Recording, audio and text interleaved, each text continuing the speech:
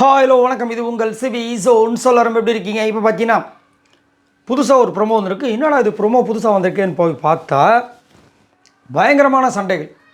யார் யாருக்குன்னா அமித்துக்கும் விஜய் பார்வதிக்கும். ஆடா பாவிகளா, கடைசியில் இவங்க ரெண்டு பேருக்குமே சண்டையை மூட்டி விட்டீங்களா அப்படின்ற மாதிரி இருக்குது. என்னென்னா இன்னொரு விஷயம் என்னென்னா, அமித்துக்கும் ஒரு விஷயம் மைண்டுக்குள்ளே ஓடிட்டே இருக்கும் முன்னாடி.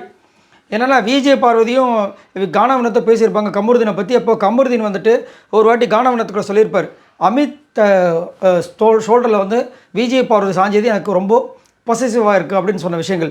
அதுக்கப்புறம் விஜய் பார்வதியும் சொல்லியிருப்பாங்க அந்த டாஸ்க்கு, அது என்ன டாஸ்க்கு, சாம்பார் ஸ்குவாடு, அதில் வந்துட்டு மனைவியாக வந்து பண்ணியிருப்பாங்க.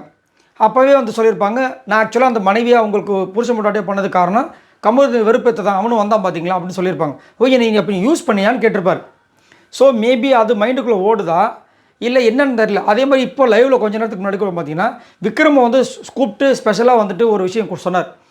விக்ரம், நீ வந்து நல்ல பையன் தான், ஆனால் நிறைய தப்புக்கான விஷயங்கள் பண்ணுற, குறிப்பாக வசந்தி மேடம் கிட்ட வந்து தேவையில்லாமல் நீ டார்ச்சர் பண்ணிகிட்டே இருக்கேன்ற மாதிரிலாம் பேசியிருப்பார்.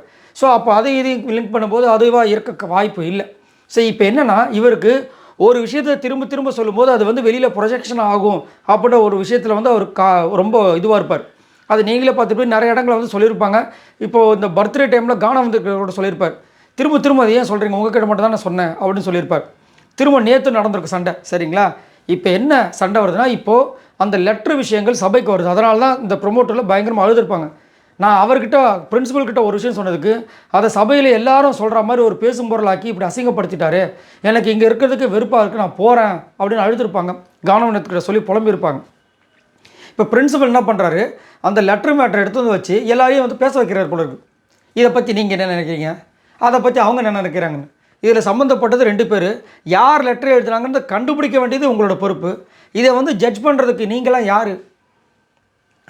அங்கே வந்துட்டு கேவலமாக வந்து பேசிகிட்டு இருக்காங்க. வந்து நீங்கள் என்ன நினைக்கிறீங்க இதை பற்றி, இதெல்லாம் என்ன ரிவ்யூவாக கொடுத்துட்ருக்காங்க.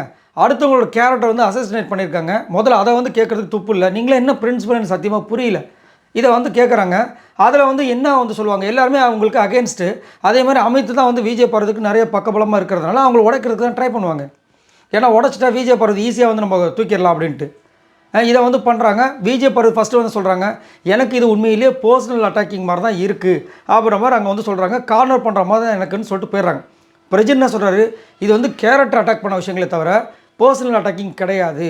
ஏன்னா அது திவ்யா சம்மந்தப்பட்டுன்னு தெரிஞ்சிச்சான்னு தெரில. ஏன்னா திவ்யா சம்மந்தப்பட்ட எல்லாத்துக்குமே செங் சாக் தான் பண்ணுவார் பிரஜன், உங்களுக்கே தெரியும். ஏன்னா சிஸ்டர், இவர் சிஸ்டர்னு சொல்லலாமா திவ்யாவை? அதே சபரி வந்துட்டு ரம்யாவை சொன்னால், சுபிக்ஷா சொன்னால் இவர் கோவம் வருமா, அடடா வா வா வா வாரே வா அப்படின்ற மாதிரி இருந்துச்சு. அடுத்தது வந்துட்டு கனிக்கு வந்துட்டு எல்லாமே பிரச்சனையாக தெரியும். அது விஜய் பார்வதிக்கு வந்தால் மட்டும்தான் அது வந்துட்டு தக்காளி சட்னே தெரியும். இதெல்லாம் ஒரு பிரச்சனை, இதெல்லாம் எனக்கு ஒரு பிரச்சனை, அடுத்த கட்டத்துக்கு போகிற மாதிரி எனக்கு தெரிலங்க அப்படின்ற மாதிரி. இதே இவங்களை பற்றி சொன்னால் அப்படியே பொங்குவாங்க. திவாகர் சொல்லியிருப்பார், நீங்கள் ரெண்டு பேரும் ஹக் பண்ணுறது எங்களுக்கு ஒரு மாதிரி இருக்குன்னு சொன்னோன்னு அப்படியே பொங்கியிருப்பாங்க பாருங்கள். அதுக்கு எல்லாருமே சேர்ந்து பொங்குவாங்க. ஏயா கனியே வந்துட்டு எஃப்ஜே வந்து ஹக் பண்ணுறாரு அப்படின்னு சொன்னோடனே எல்லாருமே பொங்குவீங்களாம். அரோராவுக்கு வந்து சிம்பிள் காட்டாங்கன்னு சொன்னதுக்கு எல்லோரும் பொங்குவீங்களாம். ஆனால் இந்த பொண்ணை வந்து ஒருத்தர் ஷூ காலை போட்டு மிதிப்பாங்க, நீங்கள் பொங்க மாட்டீங்க. போட்டு இடிப்பார், பொங்க மாட்டீங்க. குறும்படம் போட்டதுக்கப்புறமா எங்களுக்கு ரொம்ப அசிங்கமாக இருக்குன்னு சொல்லுவீங்க. அதுக்கப்புறமா திரும்பவும் வந்து அந்த பொண்ணை வந்து மாக்கிங் பண்ணி கிண்டல் பண்ணுவீங்க. இந்த வாரம் முழுக்க அதை தான் வேலையாக பண்ணிகிட்ருக்கீங்க. இப்போது அதாவது அந்த கேரக்டரை வச்சு சொன்னால் நம்ம வந்து தப்பிச்சிடலாம், நம்ம ஸ்டூடெண்ட்டில், அதனால் ஈஸியாக தப்பிச்சிடலாம்னா அவங்களுக்கு ஒரு எண்ணம். ஆனால் கேவலமான எண்ணங்கள் நம்மளுக்கு தெரியுது இல்லை. ஏன்னா காலையில் திவ்யா வந்து பேசும்போது தெரிஞ்சுது. அங்கே வந்துட்டு தாய்லாந்து டூர்லாம் அப்போ வந்துட்டு இந்த இதில் தான் வருதா, தாய்லாந்து டூரை பற்றிலாம் பேசிகிட்டு இருப்பாங்க.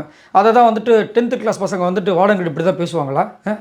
என்னத்தை சொல்ல. இது முடிஞ்ச உடனே சாண்ட்ரா வந்து ஒரு விஷயத்தை வைக்கிறாங்க. என்னன்னா, அவர் கல்யாணம் அப்படின்ற ஒரு மேட்ரு வரும்போது இவர் தானே ஃபஸ்ட்டு அஃபென்சிவ் பண்ணியிருக்கணும், இவர் ஏன் சைலண்ட்டாக இருந்தார்னு சொல்லிட்டு இவர் மேலே பழிய போகிறாங்க. இவருக்கு உள்ளே ஏறுது போல இருக்குது. கானவனத்தை என்ன பண்ண ஃபன் பண்ணுறன்ற பேரில் கவலைப்படாதீங்க, உங்களுக்கு நாங்கள் கல்யாணம் பண்ணி வச்சுன்னு சொன்னோன்னே விஜய் பார்வதி அதை வந்து ஈஸியாக எடுத்துருவாங்க.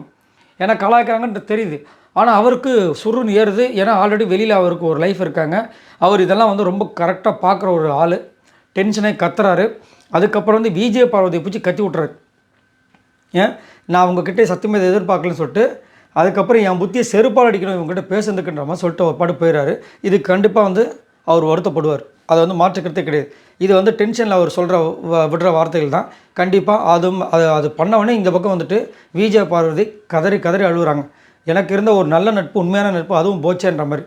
ஸோ இங்கே என்ன நடக்குதுன்னா, எப்படியாவது இந்த கலகத்தை உண்டு பண்ணி அதாவது அந்த பிரச்சனையை திசை திருப்ப தான் பார்க்குறாங்களே தவிர பிரச்சனைக்கு தீர்வு காண்ற மாதிரி எதுவுமே இல்லை. அதுதான் இங்கே ஒரு பிரச்சனை. கண்டிப்பாக கவலைப்படாதீங்க. விஜய் சேதுபதி வச்சு செய்வார்ன்ற மாதிரி நான் நம்புகிறேன். நீங்கள் நம்புறீங்களான்றதை மறக்காமல் கீழே கமெண்ட்ஸ் பண்ணுங்கள். பாய் நண்பர்களே.